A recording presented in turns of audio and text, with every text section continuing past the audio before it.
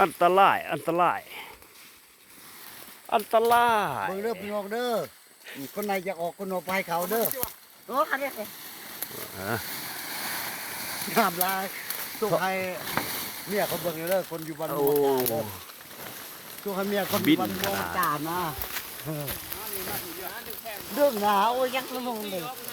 ครับตอนนี้นักโทษแล้วก็มินล่ะ มันโตนมันโตน โอ้ ถอกออกกันป่ะถอกนี่ถอกกล้องแถวนี้นี่นะ นักเหรอ มันโตน เขาได้ใหม่ กระยำนี่นะถอกกล้องอยู่นี่มาด้าก็หุบเขา ถูกต้อง เหยียบบ่พอเวลา เอ้ย ใส่เลยแล้วใส่กระสอบเลยนะ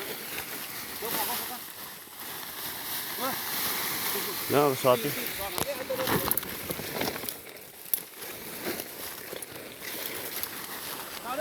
อย่าพาก่อนเอานี่ก่อนเอานี่เมียนก่อนจะน้อยจังสัน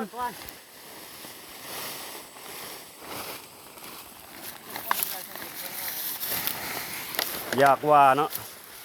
หัวหน้านี่อ้อนนั่นเลยเห็นถอกกันเลย ถอกมันถอกบ่ได้เด้มันบ่แม่น มันบ่ เด็ดจ้องเด้ เอามา สบายเนาะเทปนี้สบาย หยัดขนาด เป็นสลัดนี่มั้ง อ้าว ยับเลยเก็บอยู่ เพียงนี้ เดี๋ยวจะทำเป็นนาโอ้ โอ้คอยเป็นนักข่าวเนาะเทคนิควิธีการเอาหมึกย่องที่ถูกต้องบ่แม่นสิได้ปั๊มสิได้ตัดได้ห่านสั้นเอาล้วน